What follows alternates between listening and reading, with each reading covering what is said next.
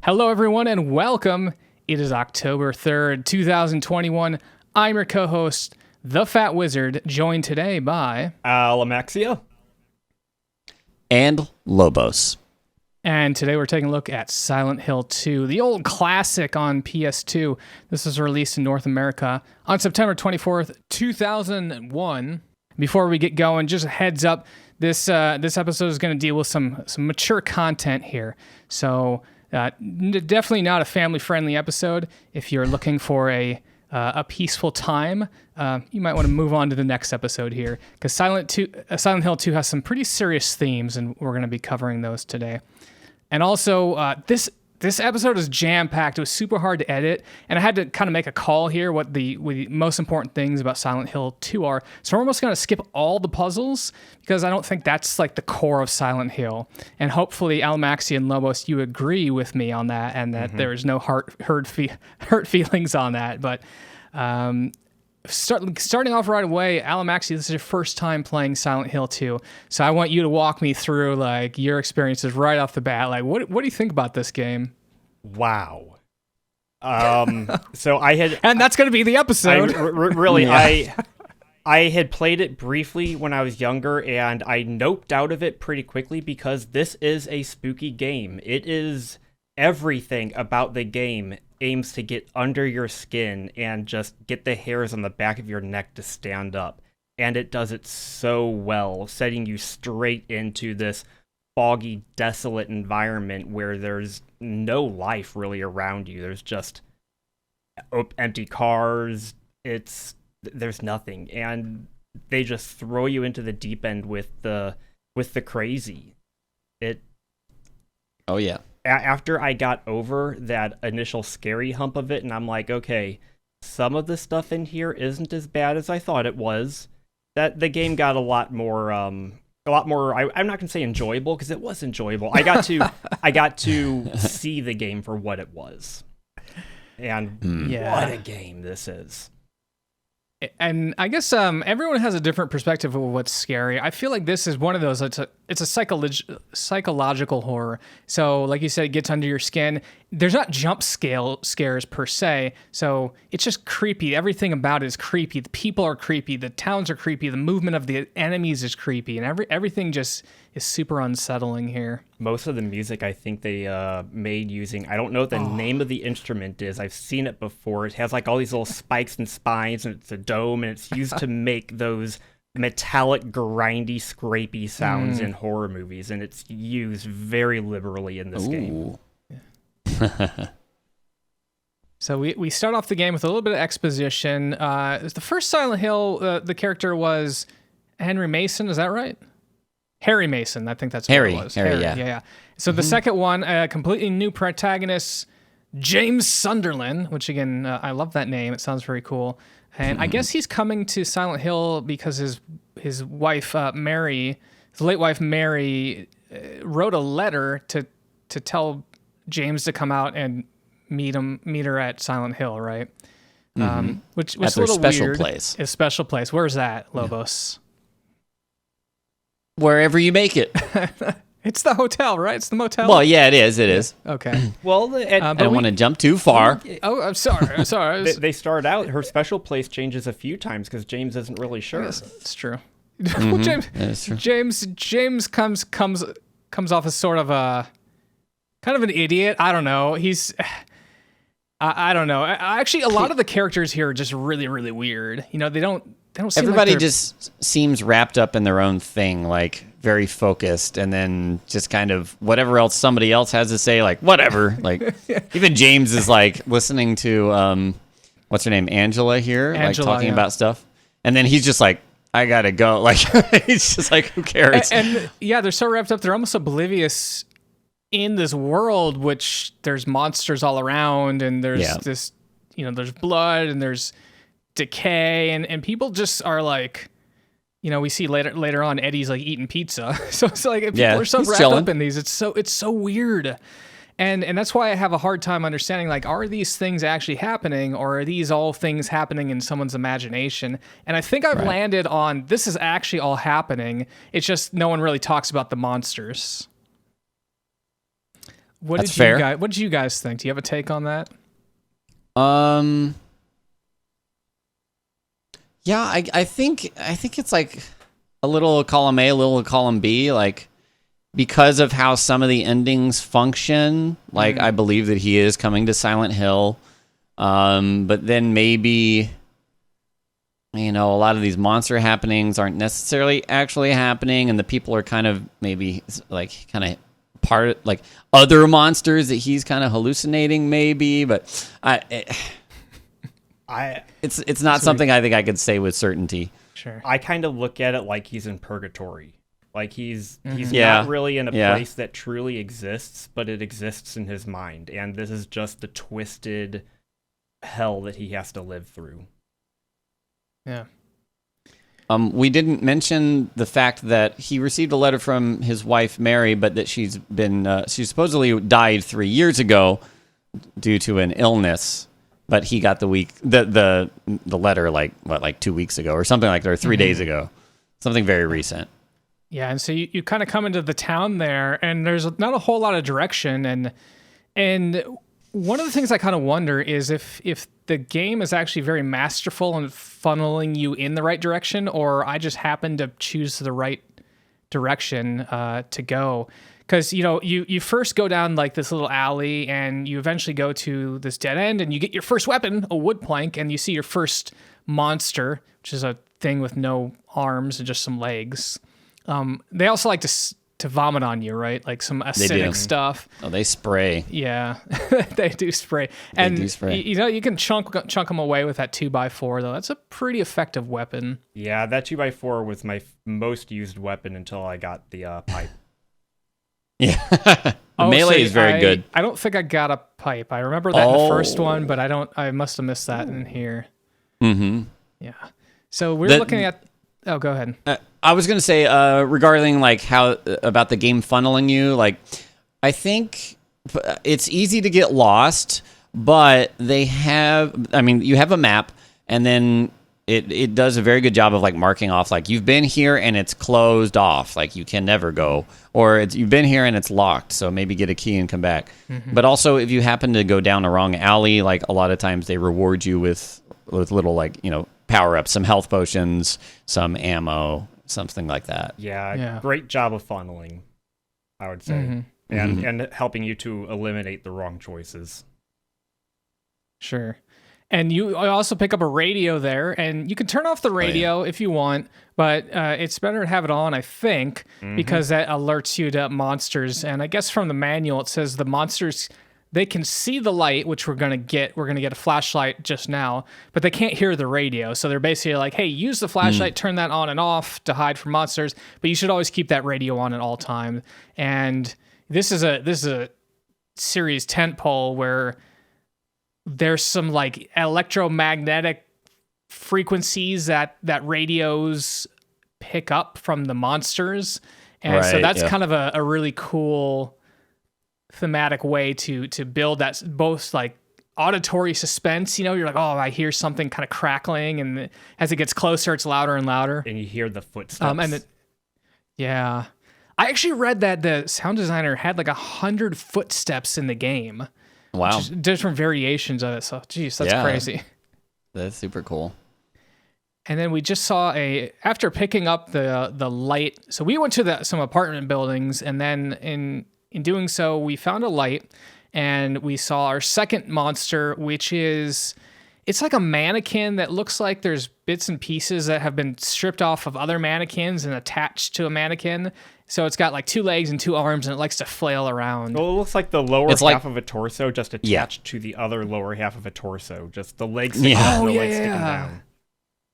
And the top doesn't have any feet, so they're just like flat ends. So it's weird. It's pretty creepy. But I was gonna say the best part about them though is if you're far enough away, they're not active, so they're just standing there perfectly still. So sometimes you'll spot them before they're actually aggroed, and you're like.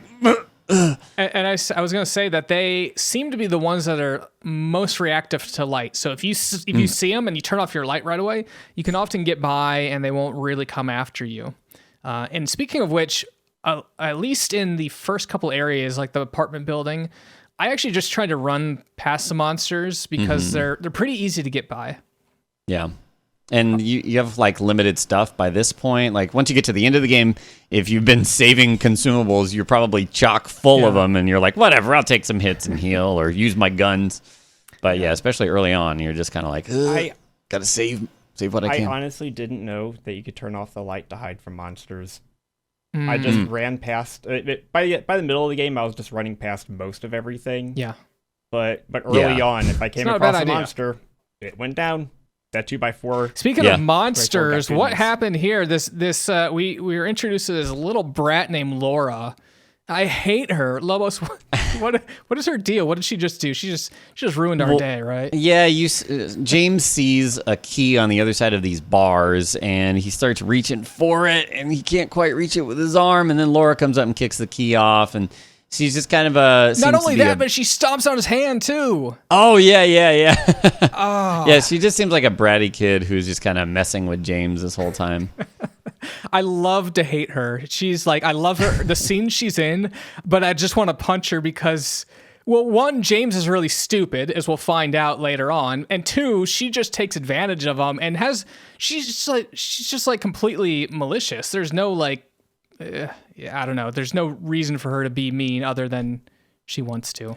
Right there, what just happened in the stream, where after you collect the handgun and the flashlight, you go to the end of that hallway and you see Pyramid Head on the other side of the gate. Foreshadowing. That noped me out of the game when I was younger. Oh, really? That one. I got a little further with that, but that always just made me go, no, other way, turn the other way, go. Right? So did you go into this building there where you see the dead body slumped in front of the TV? Eventually had to go in there. Yeah, okay. And so you can't tell from that camera angle, but that is actually the model that's James Sunderland in the game assets. And in fact, many of the enemies are actually James as well, just a lot of like very dirty, so you can't really tell. So it's kind of wondering like, is that intentional, or are game developers just savvy in reusing assets, Maybe a little column A, a little column B, but I think that's cool to think about. Yeah. And so we are absolutely just tearing through this apartment here. Like I said, things are going to go fast here, so just jump in if you want to talk about something. Oh, I was just going to say that this is the precursor to James's infatuation with holes. Throughout the game, there's so many holes, and he's like, I'll stick my arm in? Okay. Jump down. Yeah. I don't see the bottom, but whatever. Let's go. Yeah. And then, first encounter here with Pyramid Head, like, in person, and there's a strange scuffle between him and these mannequin creatures. And he hides in the closet, and then he just decides to unload on Pyramid Head. He's like, seemingly hidden. I don't know if Pyramid Head was coming for him, but as he gets close to him, James just pulls out his gun and unloads on him. I'm like, dude, no. Yeah, I was just in trouble. James, turn off your flashlight. Just shut up. I know. His flashlight's shining through and everything. But we got some canned juice, so that's MVP material, right? Canned juice is crucial for clearing, stuck garbage disposals or garbage chutes. Which, by the way, I do want to note here, at this time, in this point in the game, you've had a 2x4 for about an hour and a half or so, and so I was thinking, why can't you just like wedge the 2x4 into the trash chute to knock the garbage down? Because there's an important item in the trash chute. It's a key for a coin. It's a coin, for a puzzle later on. But no, what you got to do is take like a 6-pack of juice and huck it into the trash chute. I don't know how. Like that wouldn't be heavy enough. There's like a whole bag full of like super. I don't know. Anyways, you do that. It works. There's a lot of questionable puzzle elements here. One of the things that caught me off guard was near the end of the game. You pick up some quail eggs and then you shove those into a door that unlocks the door. And you're like, what the heck is going on? Whatever. Thinking about it a bit more, we're questioning that, but not really these kind of, monsters and pyramid heads and all this stuff. I could understand monsters in a video game. I buy a video game, I'm going to expect to see some cool monsters, not eggs that are used for door handles. I digress here. It's Alamaxia, talk to me about this scene we're seeing here. We're coming upon Eddie, the first time we get to meet this lovely creature who is just throwing up into this rusty toilet, and he's just as clueless as James is. He's just... By the way, can I just say... best throw up sounds ever. Like no, it is visceral what he is doing. Like there's like everything they did with Eddie was visceral. He's just got an unending belly full of like soup or something. Oh man, unending belly of Eddie. I mean, the guy just every scene we see him in, I feel like something is either coming in or going out of his mouth. And geez. He is a disgusting individual, and James just is like, all right, well, you take care, Eddie. And Eddie's like, all right, see ya. And that's the last. You know, the funny thing is, though, you describe him as a disgusting individual, and that's like what his crux of the whole story is, and it's sort of heartbreaking later on, as you realize everyone sees him as this like fat, disgusting monster, and that really gets with him, right? And he starts going on this murderous rampage. Like you see this progression of him from he killed a man and he feels really bad about it, and then later, as we see more and more and more, he goes into this downward spiral of just like, hey, the only way to get people to stop making fun of me is to kill them, and that's like a real travesty, right? Yeah, that's dark. And it's really impactful. But I love what they do with every single character. Is they started off as kind of like, you're really weird, but I think every single one except for Laura, the Brat never gets what's come to her. Every single one I felt like very empathetic to towards the end of the game here. Yeah. Yeah, I still wasn't really sure of Laura's whole role in all of this, even by the end. She's just weird. So weird. So after you do a bunch of stuff, you get a fire escape key, and then you jump over to like some more apartments. And the big thing here is you meet Angela for the second time. And Lobos, do you want to walk us through? Actually, before we do that, I just want to talk about the mirrors in this game. Oh yeah, because this is prominent here in this scene. The way that they do reflections is this is kind of a traditional mechanic or a technology of doing mirrors. Is they actually just render the scene on the flip side. So what you have, the mirror, you can think of it as actually a piece of glass, and then you're actually seeing the actor or the 3D model flipped and rendered on the other side. And so they do that pretty cool. So they don't have actual reflections. It's actually just they're double rendering both of those. So with that, Lobos, you want to talk about Angela? Yeah, I mean, James walks in, and Angela's on the floor with this knife, and she's kind of seems unstable and talking about, she originally was talking about trying to find her mama. Yeah. And after a bit, she's kind of very suspicious of James, and there's this kind of standoff where he's like, give me the knife, and then she's like, no, wait, and then she just like places it down and runs away. But as far as like, if you want to take more detail on that. No, I think that's pretty good. Yeah. You get the knife there, and I believe in the first game the knife was a weapon, but in the second one it is not a weapon.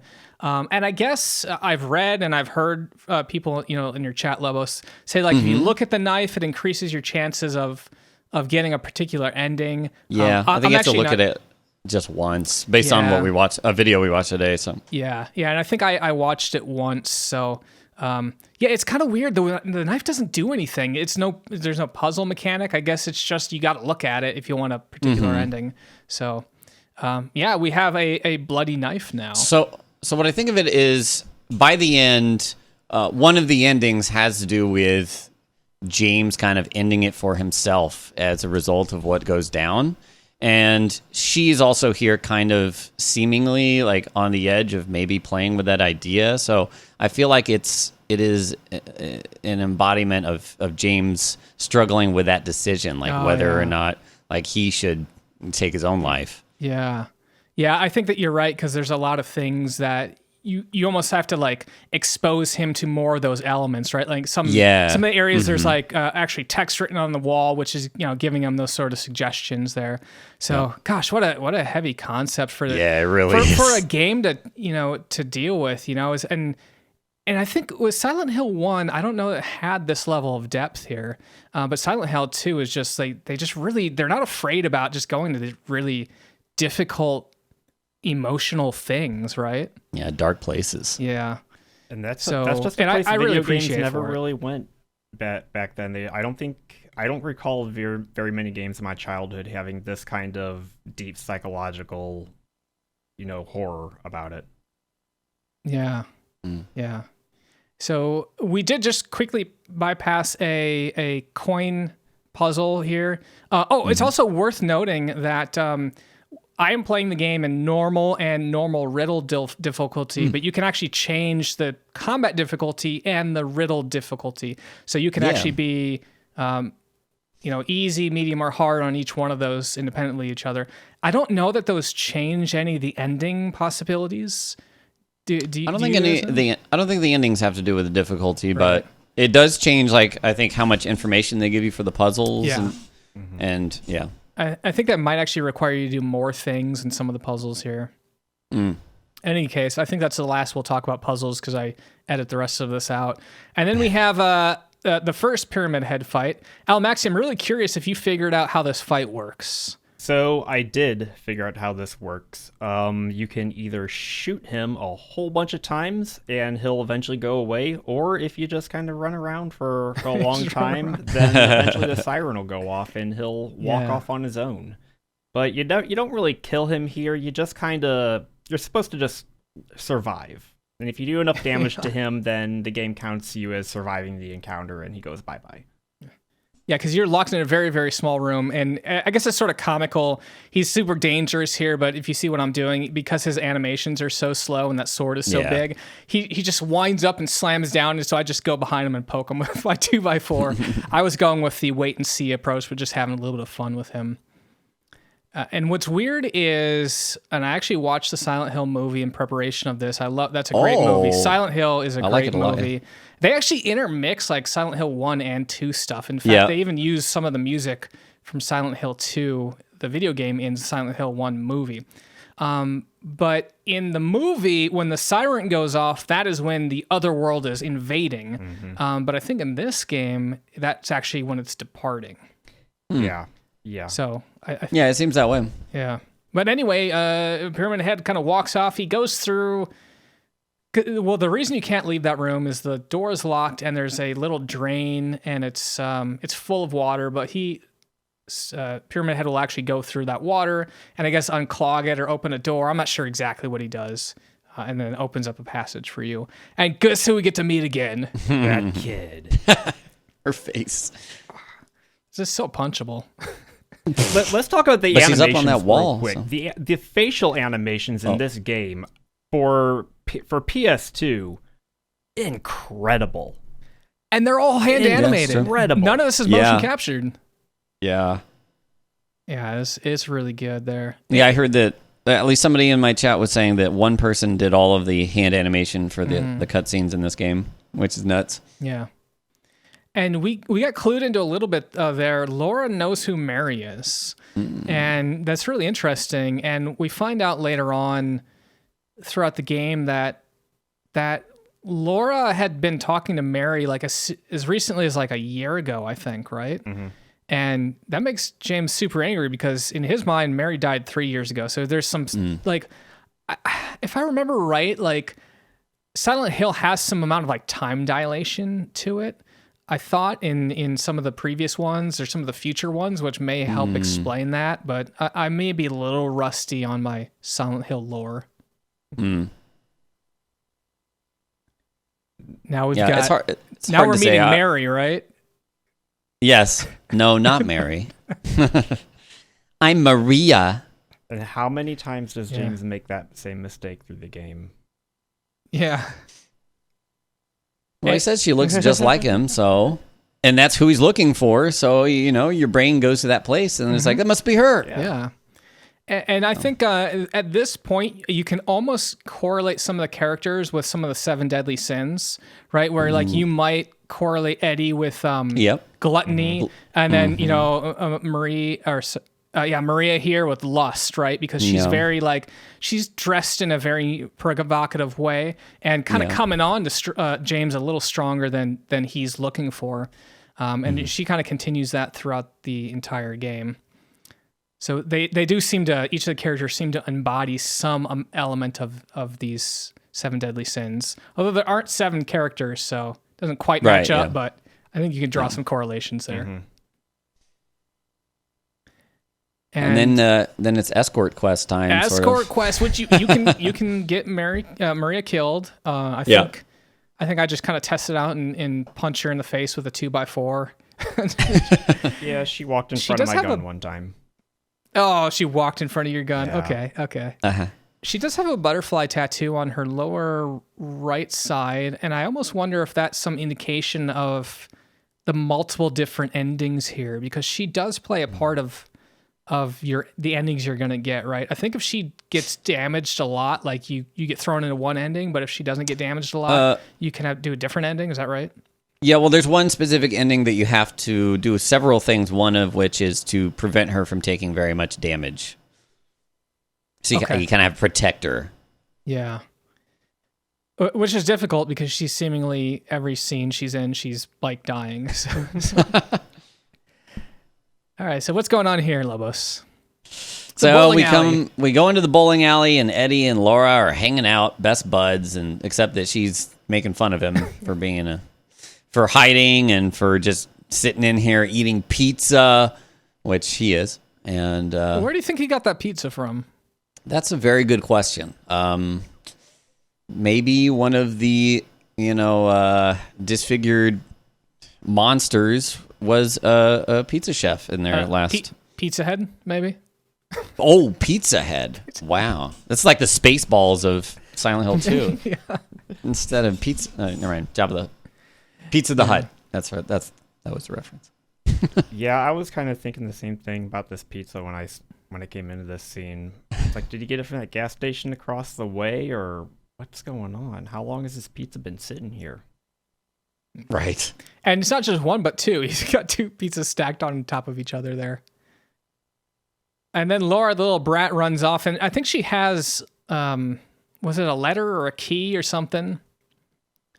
I don't remember. Yeah, I think she has a letter from Mary or some sort of note. Mm-hmm.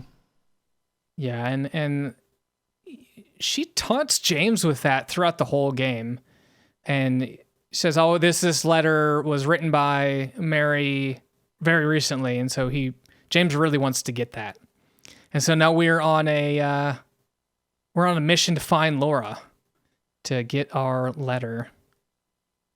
And we go through a couple different places, and again, I think they do a great job on making the environment seem very unique. We just visited the bowling alley, and now we're going through the bar, and I like them to help fill out the world, the town of Silent Hill. Yeah. And it feels very empty, though, right? But it's still there's still like lights and stuff on, so it feels like there's still life, but just very empty. Yeah, you can sense that this was a place where people were living, but for now, for whatever reason, they're all gone, and there's just monsters left behind. And I do like, as we go through some of the zones, that there are a whole bunch of doors that are locked and just you can't ever actually go through. They're on the map, but you can't go through them. It makes it feel like a real town, like the real buildings, instead of just, a door you can't interact with. I don't know. I like it. That. It is comical, though. I was going to say. I think what would be hilarious would be to someone take Silent Hill and just remove all the doors that can't be opened and just like see what that game feels and plays like. Oh my gosh! Yeah, the playtime would go down 6 hours. So, or make a randomizer where it's different every time. That'd be neat. Ooh, that would be interesting. Cool. Yeah. So we're going into Heaven's Night, the bar, which I think. Now, I can't remember if other Silent Hills have these, but I distinctly remember Silent Hill Shattered Memories, one of my favorite Silent Hill games, has the ability to go through some of these and explore them in more detail, and I thought that was super cool here. You mean the same locations? Like Heaven's Night? Yeah, I'm pretty sure Heaven's Night is one of the areas you go to, and I think the bowling alley even. Oh, neat. Interesting. Yeah. Oh, but yeah, she's going into a hospital now. Laura's going into a hospital. We just caught glimpse of her. So I guess I like to break this game up into like maybe 4 major sections. You got the apartment building, you got the hospital, you got the prison, and then the motel. Is that right? Yeah.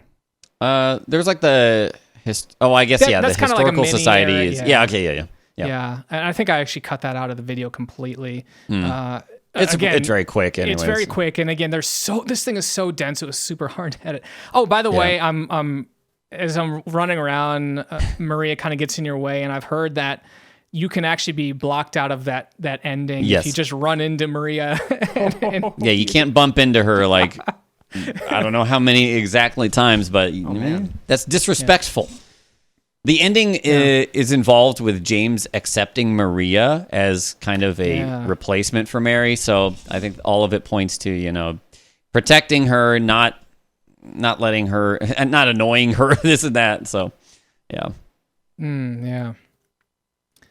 So, but this hospital, man, every time I boot up the game, that's what I think about is this hospital. I spent a lot. I think of time the nurses. Oh, it just like getting lost or what? It not getting lost. Just there was a lot to do. There were a lot of enemies. You're just about to talk about the nurses. The first enemies that actually posed an actual threat because they have melee weapons now. And I read in harder difficulties they even have guns. Ooh, that's true. Actually, and I found the trick with killing them. It's not very hard to figure out, but if you shoot them, they'll fall down. And then you have to go and kick them in the head, and that will kind of finish them off. But if you let them get back up, it seems like they regenerate a portion of their health. So, for instance, I think you can, if you just shoot a nurse or many of the other enemies, but if you just shoot a nurse, it's going to take something like, 12, 15 bullets. But if you do the head stomp thing, I think it takes maybe like 4 bullets and then a head stomp. So, I kind of hoarded my ammo as I saw you did also, Lobos. Oh, yeah. I had just tons of shotgun and rifle ammo throughout the game. I think I ended the game with like 170 shotgun shells because I don't know. We're actually just going to pick up the shotgun here. And in the video, I actually missed this. And you'll see I'm actually walking through the whole area there, clicking on everything. And there's a little bear there that has a fish hook you need later on. So I have to go. That too. I have to go back and get it. But I think it's kind of worth calling out in this game that it's a very fun game, but often you run into situations where the thing you have to explore is just a little too precise.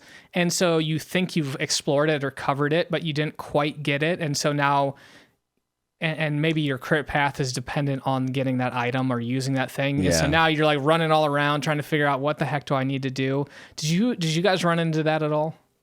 I did for sure. Like, I've played the game, I don't know how many times, probably like 6 or 7 by this point.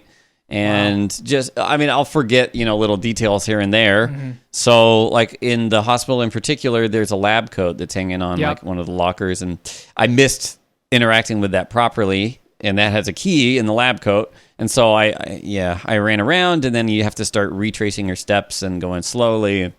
And either I ask for help or look it up, just to find what I missed. Because almost every time, it's not like I'm not solving the puzzle in my brain. It's like I actually passed it and didn't know. So it's kind of hard to narrow down. When I was editing in this video, it really struck out at me is the amount of content here is really more of a point-and-click adventure game than a combat game. There are combat elements, but I found that the majority of the beats are run over here, pick up this item, go use this to solve this puzzle, go see this cutscene. And I think it has a backdrop of this combat here, but that's very few and far between. And I don't think that that's a pillar of the game. Mm-hmm. Do you guys agree with that, or do you have a fundamental disagreement there? And you're like, no, it's totally a shooty game. That is the same conclusion I came to, and that's kind of that realization I had where I talked about right at the beginning of this episode, where this isn't a game that you're meant to, like you say, it's not a combat game. You're not meant to go through it and fight the biggest enemies. You're this is a puzzle game. This is almost like a walking simulator, even. It was just it's like an adventure game with a sadistic twist. Yeah, with a little bit of combat. Yeah, yeah. And the combat doesn't feel great. Yeah. Well, I was going to say that said they do have boss fights. Yes. So there are clearly like forced encounters that which you must also don't resolve. feel great, I will say. Most of my boss fights end up me just standing in one spot and shooting a shotgun over and over and over and then chugging health drinks. But, I'm sure for gamers that are more skilled, that there's probably better strategies, and we'll talk about those when we get here. But we've gone fishing here, right, boys? Gone fishing in another hole. With a piece of hair and then a fish hook, and then we're getting an elevator key. By the way, I'd say that a lot of the puzzles feel very just like really thrown together in a way that doesn't make any sort of sense. There's no lateral thinking here, right? It's not like an adventure game where you're like, oh, if I combine these two items, I can creatively pull this thing. It's just kind of like, well, right. you're like, oh, all right, kind of, I get what you're wanting me to do here, so I think I can figure it out. Mm-hmm. And you'll get some. Well, some of them, yes, but like, so what is there for that puzzle? I think you find a bent needle, like thread, needle and thread that was inside the bear, which is like, okay, they were like repairing the bear, like sewing up the bear. But then there's like this massively like locked chest with like, it's got like 4 different, it's got a padlock, it's got a numpad thing, you have to use a key, and in it is like a strand of hair. Yeah. And James is like, that's it. That's what I needed to attach to my needle to use as a fish hook to get that key out of the drain. Although I will say that I think if you read on the person that owned that lockbox was obsessed with this woman. So that is very true. Actually, yeah, there you go. Kind of makes sense. Oh man, this is one of my favorite scenes here where James the idiot gets himself trapped. Who wants to talk about this one? Oh, Laura just took James off to the end of a hallway after James finally caught up with her in the hospital, and she's like, oh, I have a letter from Mary. It's in this room, all the way, in the back. No, further back. Just keep going. Keep going, James. Keep going. Keep Closes going. and locks the door. And then we're being attacked by these surprised. really creepy lippy guys that are hanging from the ceiling. I think they're called flesh lips. Is that right? Yeah, I think that's the name of this monster here. And they are in these like iron crate. So it's like a crate, but just the supports of the crate. So you can see all the sides, but the frame of the crate is metal. And so they're just kind of hanging from the ceiling. And there's 2 of them to begin with. Yeah. And then after you kill the 2, a third one comes out. Nothing which is kind of the opposite. It's like, normally it's like, okay, here's the 1 that you fight and you learn it. And then there's the 2 and now it's harder. And you're like, okay. But then it's like 2 and then 1. Also, I feel like I've always thought that they were like kind of hospital beds that they're like in. And I think maybe that's also like in the end, because Mary is like spends so much time in the hospital in bed. So there's a lot of like person in hospital bed symbolism there, I think. Yeah, and I think if it grabs you, it will pick you up by its feet and sort of strangle you or something. Yes, foot fetishes beware. There's a lot of cool texture work in this game, which is really, I think, not noticed because it's so dark and you just don't get to get a good close view of some of these things. But yeah, the textures actually have like, I think, mouths at the bottom of the flesh lips, and so when they pick you up, they're like actually eating you or something like that. Oh, yeah. Great. Anyway, look at the wiki. It's cool. Oh, and I love this part too. Maria comes back, and James is like, "Oh, it's just you. Anyway, you're still alive." And then she's like, "Anyway, what do you mean anyway?" I love that. And the best part about that is they spend like 5 seconds talking about that, and then Maria's like, "So did you find Laura?" And it's like, what? You were so upset that I didn't, and now you just changed the subjects here. So yeah, Maria's a little unstable. Yeah. But she follows us again, and then we're gonna go open up a refrigerator. There's got to be some good stuff in this fridge. We're gonna find maybe some more pizza that Eddie wanted. Maybe we'll find some. Eddie's pizza. Maybe how about it like a machine gun or something? That would be cool. Nice. That'd be really nice. Yeah, maybe. So it's gonna be maybe all of the above. Okay, so we're opening it up. What is it? It's a lettering. I got a letter. Oh. Oh. That was a disappointment. Cool. And then we got to put these rings on this painting. I guess this painting has actually pieces that are coming out of it, and you got to just put 2 rings on. By the way, I think that this door is actually pretty hard to spot. It's kind of like tucked away, and I think it would be pretty easy to bypass if you didn't notice it the first time. I don't know if you guys found this right away or not. It was like right to the side of the elevator, which it can, depending on the camera angle, it can like be tucked around the corner. I found a lot. I always use like L2, which is a very awkward way of repositioning the camera. Like if you just stand still and hold it, it'll kind of swing it around so that you're looking at James' back and you can see ahead of you. But if you're trying to move while doing it, it'll like just go everywhere. It's so hard. Yeah. The fixed camera angles are difficult in this game to deal with. And as you can see, Pyramid Head is having a time of his life just stabbing Maria in the back. So we are running away down a hallway, and we just find an elevator. We jumped in, and I'm not sure that Maria's going to make it, guys. Oh, James. He's trying his best, but... He sort of, yeah. Yeah, sort of.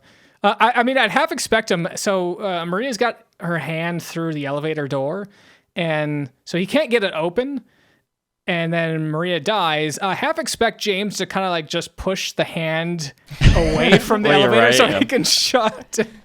I mean, at that point, it's like, okay, well, she's gone. So she's already gone. Yeah. All right, so we are now. I think this is the. After that, you do a lot of things. You kind of go through the city. You pick up like a wrench, I think, and then you go back to the park to dig up something. That's all boring. So we're just gonna go straight to the. Use the wrench on the box to get the key, and you go to the historical society. Yeah. At this point, or maybe even earlier, is where you can find the lead pipe. There's like a car at a gas station, and embedded in the hood, there's a lead pipe, and you can just grab it. And is that better than the 2x4 then? Yeah, it's really good. I love it. It has good range on it. Yeah. Okay, so here's the first hole we're going to jump down. Yeah. The first of many in this descent, which is possibly also symbolic. Ooh. I will say, I guess this is a personal opinion here. I feel like the first 2 areas are not super enjoyable. I actually get more enjoyment once we get to this area because there's a lot more things that go weird. And again, we're kind of like descending. Like we descended, we jumped into a hole, and now we're stuck in a well. And it's almost like Maniac Mansion style. You got to like find the one little spot, and then you can club that, and then you bust through into. I think eventually we're going to go into a prison. We're kind of working our way through some sewers to get to a prison. Mm-hmm. But then there's another area here where our flashlight dies, and we're stuck in this room.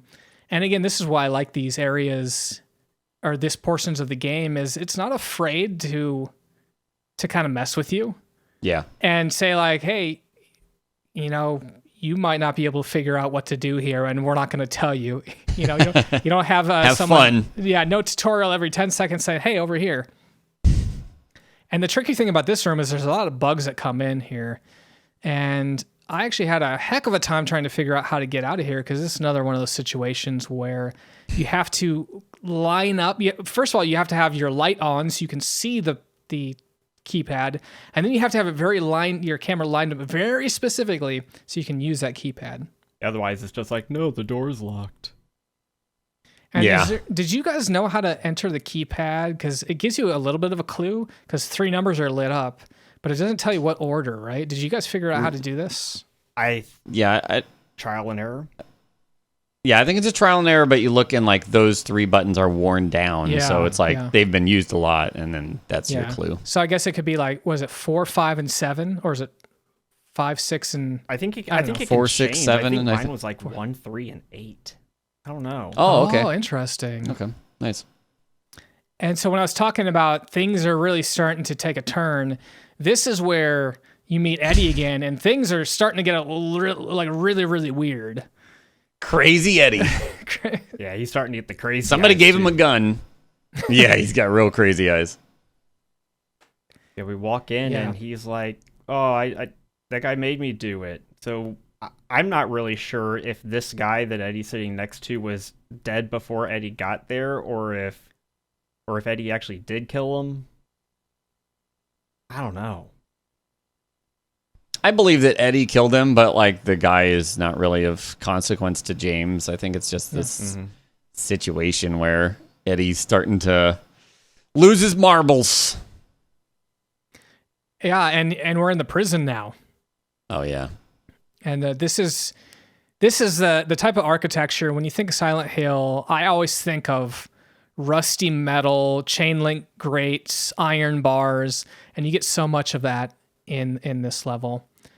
And one thing along that line that we didn't really mention is that kind of after you finish the hospital area, you kind of it puts you back in the hospital, but everything's kind of back to normal and like, you know, not dirty and all that. And there's very clear swaps during the game where like, okay, there's a whole bunch of monsters, stuff's going crazy, the walls are all rusty and dirty and bloody, and then there's not, you know, there's times where it kind of clears up after you finish, you know, boss fights and stuff. Yeah, so you know, you can think of Silent Hill as sort of a dimension or a place that is in between dimensions there, and those dimensions kind of come and go at some, you know, some being's convenience. Maybe it's aliens, right? As a Maybe so. maybe so. So it's worth noting the game that is recorded here and we're watching is the PS2 Greatest Hits edition. And one of the things that the Greatest Hits, and so the game was originally out on PS2, and then they released it for other platforms, and they did PS2 Greatest Hits. And on the port and the Greatest Hit version, they added a new scenario called Something on a Wish. And they also... Born of a Wish. Born of a Wish, yeah. And they also had some fun little UFO aliens Easter egg ending there if you choose to do it on the second playthrough. So if you want to see some fun... Oh man, Alamaxia, have you watched all the endings? No, I haven't. I have... Oh no. I'll talk about the ending I got when we get to it, but I've only seen one of the endings. I need to see the rest of them. Oh, yes you do. So who wants to talk about Abstract Daddy here? Oh dear. This is a very abstract daddy. We come in and Angela's just kind of, I think she was just crying off to the side. I can't remember exactly what she was doing, but we just, you know, come across Angela again, and a lot of holes in this room with pistony things, and this fleshy guy that's stuck in what looks like a picture frame comes out and just starts lumbering towards us. And it takes a lot of shotgun shells to take him down for whatever reason. Yeah, or just three swings with Pyramid Sword. I had some trouble fight, so I was like, let's see what happens if we use Pyramid Head Sword, because you can pick that up. Did you guys get the sword? I did. Yes. Alamaxia, you did too? Yes, I did. Did any of you try to use it? It's not very good, but it's kind of good on this boss. I used it in a couple spots, yeah. So I used it against a straitjacket zombie, and it killed most of all of them, but then I used it on a different, like just a regular straitjacket zombie, and it didn't kill it. It just like knocked it back. I'm like, what? This thing's supposed to be lethal. Heck with this. Shotgun. Poof. So one thing about the melee combat in particular is there's like maybe 3 different attacks. Like if you have to first hold like R2 to prep a weapon, and then you hit X. And if you just tap X while standing still, like that's one attack.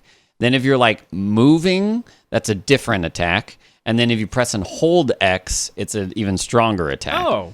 And the most effective one is if you're just sidestepping and you just tap X repeatedly, because you can just circle around them while hitting them and like boom, boom. Oh, nice. But if you're standing still, most of the time if you hit one, you'll just bounce off and you have to wait a second and then you can attack again. But sometimes the strong attack, if you get up in something's face, you can just hold X over, and it'll just repeatedly do this strong attack and stun lock it until it gets knocked down. And that was pretty handy. I didn't know there were multiple melee attacks. I couldn't determine how to do the different attacks, so... Yeah, it's kind of weird, but yeah. I will say the abstract daddy there, I think was like a representation of Angela's father, who it sounds like abused her as a child, and maybe her brother also abused her, so she kind of had a real rough growing up there, and perhaps her mother was the only good thing in her life. But that big painting thing, the abstract daddy, if it attacks you, it'll kind of just like thwomp down on you and start sucking your head or something like that. It does some serious damage, but luckily you can actually drink your health drink while you're getting consumed. So you kind of keep yourself alive there, which I found handy there. And who wants to talk about the Eddie boss fight? Oh, I've been talking about Eddie, so I'll just keep talking about him. So keep going. We start out we fight him in, I don't think we were in the freezer yet, but we were in some kind of like little cold room, and he looks like he killed a few workers or scientists or something, and it's very obvious that he is beyond the point of saving now, and James makes the wrong choice of just asking him if he's gone crazy, because Eddie is so at razor's edge that sets him over, and Eddie attacks James. So we have a bit of a duel with him in that room. Eddie runs into a meat locker, and then we just duke it out with him in there. I don't know about you guys, but I definitely just kind of stood there and loaded him with bullets and chugged up health when I could. That's what I did as well. Yeah, I think I used a shotty or the rifle. I used a pyramid head sword here, actually, because you can line of sight with the big hanging like carcasses, and he'll just come after you. And another funny thing is if you do the regular sideways slash through the carcasses, it does like a 100 hit sound effect in one, like all at the same time. So just like, and you're like, I was really surprised. But yeah, he dies in like 2 hits to the sword. Oh, so man. I feel bad. I feel so bad for Eddie there. Yeah. And then you move on a little bit more, and then you get to the boat ride over, is it Tulsa Lake? Toluca Lake. I don't know how this works. I guess actually in hard mode, you actually have to use the analog sticks to actually row independently, I think. But what? Oh, wow. I don't know, because it took me 10 minutes to do the rowing segment. Lobos, you did 3. So like, what do you do there? So I was just going forward for a while, and I remembered that eventually there's a light, and you have to go towards the light. And I thought so I confused this with a different game where you're on a boat and you go slowly, and I was expecting like creepy growls to start happening, because that happens in, I think, a different Silent Hill or maybe a Resident Evil, maybe. But so I was there for like 2 minutes just going straight, and then I was like, wait, maybe I have to find the light. And then I turned and I saw the light, and then I just went towards the light, and it was quick. Yeah, so. I think you can see the light from the very beginning. If you turn enough, like you just from where you start, you turn. And it kind of makes me wonder if that area, just like the actual design of it, is such that if the light isn't in your view, if your character like doesn't actually move in the whole field of everything. Yeah. Because, I don't know how that works. Here's my thought on this, and I do know that the version that you folks were playing, the greatest hits version, was heavily criticized for having very poor fog. So being able to see that light may actually be an artifact of that version. It may be that because in the PS2 the fog is actually looks pretty good. So again, maybe you're right, but I didn't notice any light to begin with. So it's not like right in your view. You have to turn quite a ways to see it. Okay, I see. Yeah. Okay. And now we are in the very last... I guess we could call it the very last area of the game, which is the motel. Lakeview and, Hotel. I think it's a hotel. I think it's the upgrade to hotel. Okay. That M means a lot, man. Like, okay, well, why don't this is a big place. Okay, Mr. Travelocity, why don't you walk me through this area? Let's see. You find Laura... And I think you finally get a letter from her. Oh yeah, there's like a creepy piano thing where you're walking up to the piano and she goes clang on the piano, and you're like, "Did I scare you? Why? Yeah. And then Because the letter of Laura, says, that's why. Yeah, Laura. The letter talks about someone named Rachel and about how I think Laura and Mary had been kind of hanging out recently. I think Rachel's a nurse, right? Is it Rachel a nurse? Okay. I thought so. Okay. And I don't remember what you get from her, but you do acquire pretty quickly the key to the room that you and Mary stayed in often at this hotel. So that's kind of your goal and where you're trying to go. 312. 312? Yeah. Okay, 312. Here's the weirdest thing is an elevator that can only transport the weight of one person, and I find that funny because you can't even hold the picture of Mary, despite the fact that I've got a coat on. I'm like, can I trade my hand? Can I put my coat down and take my handgun with me? But no. No, they're testing for exactly James's weight with his favorite his clothes coat, on. yes. His favorite clothes. Okay. Yeah, speaking of elevators, one thing that we did not talk about back in the hospital is there was an elevator ride with you and Maria where this game show announcer gets over the intercom and is going over these 3 trivia questions about like some of like the history of Silent Hill or anything. I didn't actually go and retrieve any of the rewards or try to answer those, but that whole scene there just like creeped me out. Just the way the way it came about and how cheery it was as a juxtaposition from the game. There's I'll say there's kind of they kind of play around with that in the Silent Hill 3. But you get one chance to answer that. If you get it wrong, some poison comes out and damages you. But if you get it right, you get something like 4 ampules, which are is it ampules or ampules? I don't know. Ampules. I don't know. Ampules, and then that's like a mega healing kit. And you get something like 60 shotgun shells or something. Yeah, it's a lot of good goodies. Yeah. Oh, and here we've got the classic light bulb inside of a can. I typically buy mine in cans as well. So yeah, boxes I think they're on their way out. So can is popular. Can light bulbs have better shelf life. All right, let's go back to Lobos. Right. Lobos, you were walking us through the hotel here. Okay, so you make your way around the floors, just kind of exploring, finding keys to this and that. There's kind of a basement area that has like a kitchen and then a lift. And we mentioned the elevator that you have to stash all of your things into a shelf, and then you jump in, and then you have to go down, and there's enemies, but you don't have anything, so you have to run around and play it safe. You do find some heals down there that help out, but eventually you make your way kind of to the back way through that kitchen and into the bar or the restaurant, and I forget which item you actually get down here. There's a music box is what you need, but to get access, you have to get the key. In order to get the key, in order to use the key, you need to get a can opener to open up a can of light bulbs and put the light bulbs, and then you can see the lock, and it's kind of a drawn out mess there. But you finally got all 3 music boxes, and then you get the key to go into the hotel stairway up to room 312.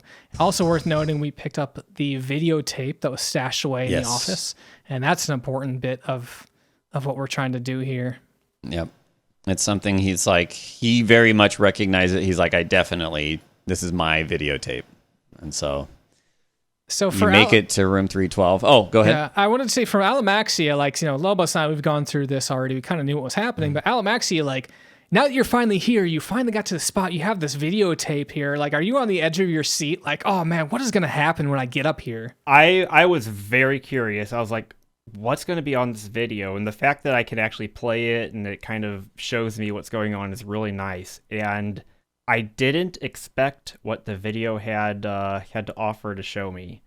It was, it's basically just, James filming Mary, kind of her final days, also her final moments, because this little movie here reveals that James killed Mary. He is his wife's own killer, and the fact that he is completely oblivious to this up to this point just it goes to show how addled his mind is. Yeah, like this messed him up so bad that he like blocked it away. And this whole journey is just like a discovery of him coping with both Mary's death and what he did, to kind of actually put her, I guess, euthanize her, right? Yeah, I mean that. Yeah. But the intentions kind of differ depending on the ending. That's like true. whether or not he was doing it like kind of out of mercy because she was in so much pain from the illness, or if he grew to hate her because of the inconvenience and the fact that she was just kind of making everything so hard. Because I think they mentioned that.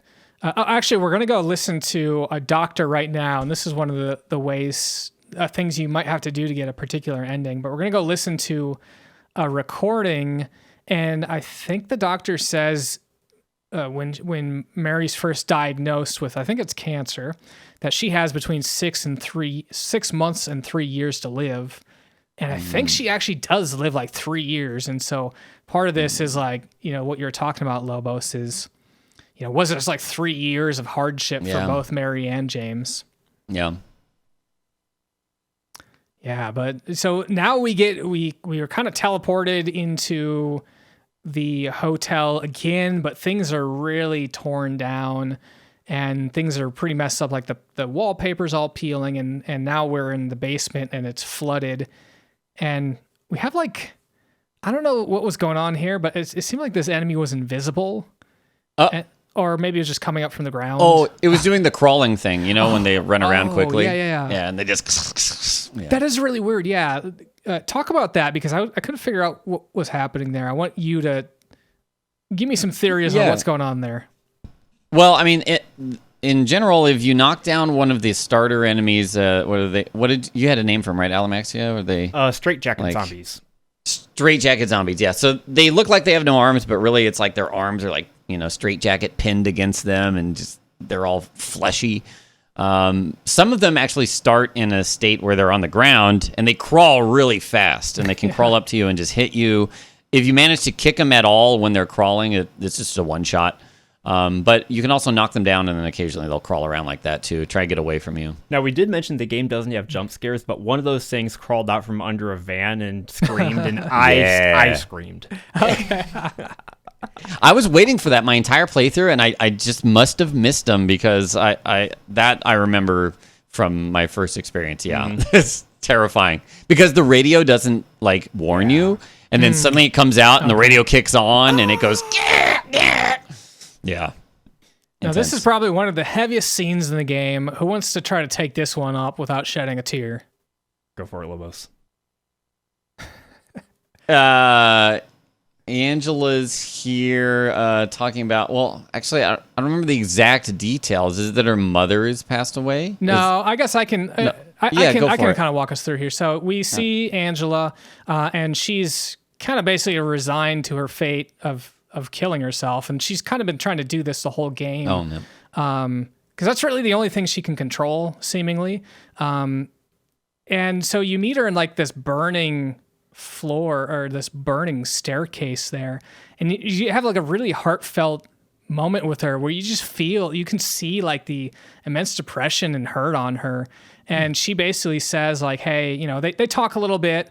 She mistakes James for her mom, and then kind of realizes that James isn't her mom, and so she's like, oh yeah, you have my knife, you should give it to me. James is like, no, I'm gonna keep this, and she kind of goes off, and she's like, okay, well, I guess I'll have to figure out a different way here. But I think the line there that's really impactful is James is like, you see this like burning hellscape, and James is like, oh, it's really hot here, and Angela says something like, oh, you see it too, this is what it's like for me all the time. It's like, oh man, that is so heavy. That's right. I think that's probably one of my favorite parts of the game, just because it's like, it really just kind of sums up that whole demon that this character is wrestling with for her entire life. Yeah. So, man, and so it's going to get heavier here, but let's talk about Pyramid Head and this like really weird fight where you've got, again, you step into a room, you see Maria die again. But Alamaxia, what was your strategy for killing two pyramid heads here? First to run in terror because pyramid heads scare the living bejesus out of me. But then once I realized they're just lumbering idiots, I used all of my rifle ammo and all of my shotgun ammo from a safe distance because they are so easy to dodge. And after dumping, I think is about 20 rifle and about, I feel like 30 shotgun in them, they just stab themselves and kill themselves, and you get some eggs out of their chest and toss them in a door, because that's what you do with eggs. Of course.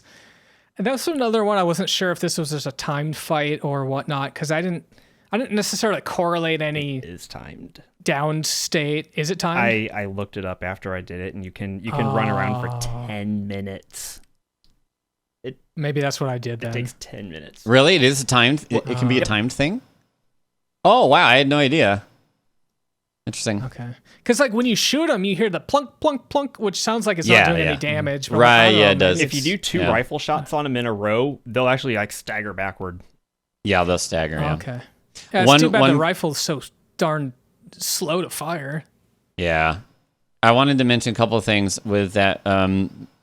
Seeing Maria die there, like that's kind of the last time that James sees her die, but at this point he's kind of accepted it. So like after that he's like, yeah, this did happen, because he learned all that information from the VHS. Okay. And also that like Pyramid Head, as far as I know, is supposed to be like a representation of his desire to be punished for killing Mary, like all this symbolism stuff. Yeah. But so he kind of just gets rid of Pyramid Head here, and it's like boom, it's like clean of it. Wow, that's pretty cool. Yeah. And this is where all the endings can start branching, really. Well, most. So I got the in water ending, and so in this one you see, I guess, is it Mary? Because he says, no, you're not Mary, you're Maria. But I think this is actually Mary. I'm not quite sure on this, but anyway, who cares, because she turns into this awesome demon thing. Again, like the flesh lips, she's kind of in that bed, that iron bed there, and she's upside down. She almost looked like she had like a nun's hat on. I don't remember what they call it. Nun's habit. Yeah, habit. But she shoots these bats at you, and those will stun you, but they don't do too much damage. But the thing that really hurts is she's got this tongue that'll wrap around your neck and choke you to death. But again, luckily you can heal up while that's happening. Other than that, for me, it was just run around and shoot her. What did you guys do here? Run. Yeah, that's pretty much the strategy for everything. Hide away whenever the bats come out, and then whenever she got close. I mean, at one point I was like, I have so much healing items, I have so much ammo. I did just stand there and basically just shoot face at her. Tank her. Yeah. When she got too close, I'd run away because of her tentacle thing. But mashing action and run got me out of that pretty quick. Yeah. And then she falls to the ground, and I think you have to kill her. So I decided I need to do this in the most dramatic fashion as possible. And what better than the good old Pyramid Head sword to, slam down on her. So I missed the first shot. That's exactly what I did. Did you really? Yeah. Yeah, and if you hold the button, you do the overhead. So there you go. Actually, what was your weapon of choice there? Shotgun to the cranium. Yeah. Wow. Okay. Yeah. That's cold, man. That's cold. So what ending did you get, Alamaxia? I can't remember the name of the ending, but it was the ending. I think it was the good ending. I think it was the good ending. Is it the graveyard? Yeah. The which one? You're in the graveyard. They show at the graveyard, and like James and Laura are walking off. And the very emotional goodbye letter. Yeah. I was a mess after that for a few minutes. That hit me because I have a wife and family, and just hearing that was like, oh. Yeah, it's intense. I remember when I was streaming this back when I still streamed, and that was like one of those things where it's like it's long, right? So you kind of have to sit there, and I have my camera on. I'm like, should I laugh at this and make fun of it, or how do you respond? No, it's like so challenging because it's so impactful there. But I did get the in water ending, which basically you see or you hear James crash his car into a water, and then you see that letter will come up, and you're like underwater or something like that. Yeah. And so I think I guess the intention is there that James takes his own life to be with Mary once again. And then what was the other ending? Awake? And, is that what we said? Leave. Leave is the one that we were saying Alamaxia gets, where he just kind of takes off, and it seems like he goes with Laura. There's kind of an interesting tidbit where the in water ending, it's the way that he talks about now, like it is presumed that for the in water ending, like he's basically got Mary in like the trunk of the car, and so then he like drives off a cliff like with them both and goes into the water. Because at the beginning of the game, he's driven his car to like the little rest station, and the trunk is locked. Yeah, so I know I've heard that speculating is, man, so much. Well, it's not a feel-good game when you finish it. No, but some feel-good things. All right, okay. How much do you want us to talk about the other endings, Alamaxia? Go ahead. Yeah. Okay. So, in order of probably the ridiculousness, surprisingly or not, there's an ending called Rebirth where you can collect several like ceremonial items in like New Game Plus and beyond, where James will he talks about how there are old gods and that he can venerate the old gods in order to bring back life. And he like takes a boat to this island, and there's like a church there, and then it kind of fades out, but it's just presumed that like he brings Mary back to life. And I think you have to do that in a New Game Plus, right? Because you have four new items. Yeah. Yes. Yeah. That's one ending. Okay, which one's less ridiculous? Okay, in New Game Plus, you can find a key in a doghouse, and then later on, you use that key on a specific door, and James enters the room, and there is a Shiba Inu dog operating like buttons and levers on like this big like computer setup with all these screens. It's like a broadcast station, right? Yeah. And he's like, ruff, ruff, ruff, like pulling all these switches, and James like comes in, and only in Japanese he says like, "This was all your fault," and like falls to the floor, and the dog's just like licking his face. And then there's but the music afterwards is the best. And then the music is the best. It's so like, and the game ends right there. Yeah. You should look it up. Definitely look it up afterwards. And then probably the most ridiculous ending is, I think, after you complete all the like regular endings, which is like the leave and the in water. Then on the subsequent playthrough, you start the game, and there's like a blue gem. And if you use it at certain parts in the game, 3 parts in the game, James will like look up in the sky, and a UFO will just kind of like, and then like come in. And it's like super cheaply like JPEG'd, and then it flies away. And then the second time he sees it, there's like 3 UFOs, and they come in, and you're looking like out a window or something, and then they fly away. And then the very last time, it's like an army of UFOs. And you get this ending that's like a silent film that's really kooky and crazy, and you just must look it up because it's amazing. But who does he meet? Oh, that's right. Harry from Silent Hill 1 is Harry with Mason. The aliens, Harry Mason, and he's like, "I'm looking for my daughter." Yeah. And then the alien zaps him, and he gives the alien a thumbs up, and they fly off into the sunset. You got to watch it. It's ridiculous.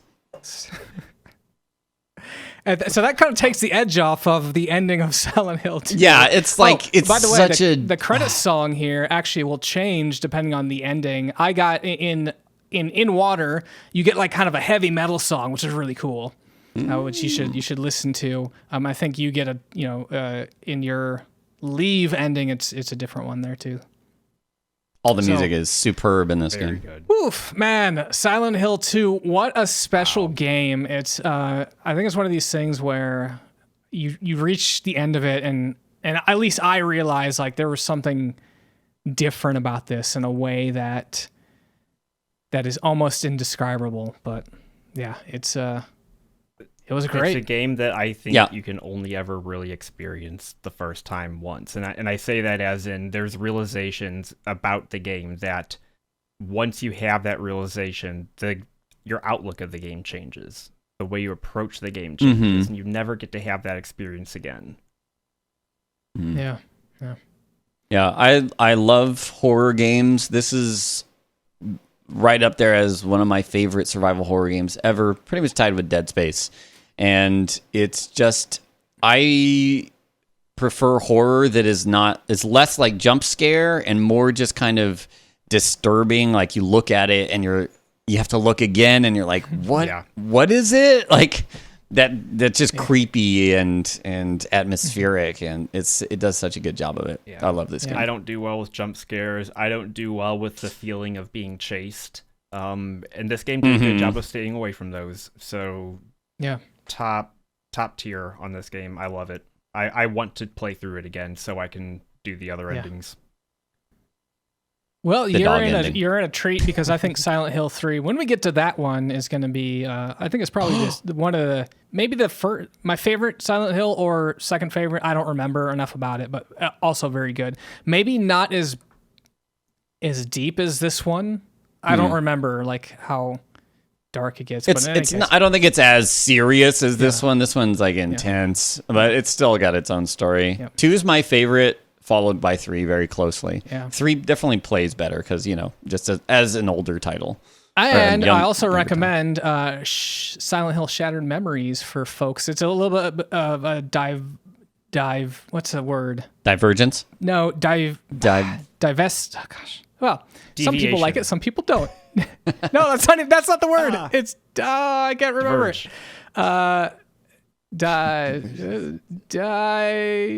Dichotomy. So yeah, Shattered Memories. Divisive. That's the word I was looking for. It's a divisive game. Divisive. There you go. Yeah. Okay, so I'm going to use this opportunity as we're looking at Mary's heartfelt letter to us. I'm going to use this opportunity to pitch our Patreon because why not? Hey, folks, a big shout out to Patreon supporters for helping make this episode and all past episodes possible.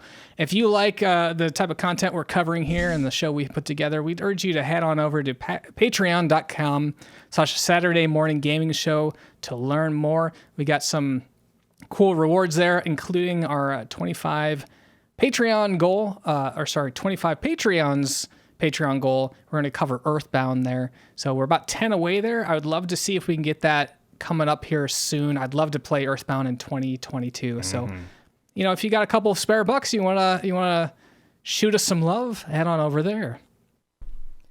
So we killed a fair amount of guys this game. We got a few guns, but I need more pew pew. Where are we going to play next? Pew pew.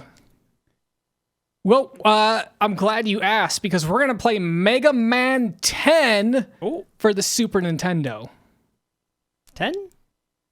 Not 10. Mega Man X. 10. Mega Man 10. X. It's Mega Man 10 in It's Roman not 10. numerals. Mega Man 10. No. Yeah. No, there is a 10. It's not that. Yeah, it's Mega His Man name 10. is That's X. what I said. His name is X. That's right. Oh, so you got Mega Man X starring Mega Man 10. There we go. No. Yeah, that's the one.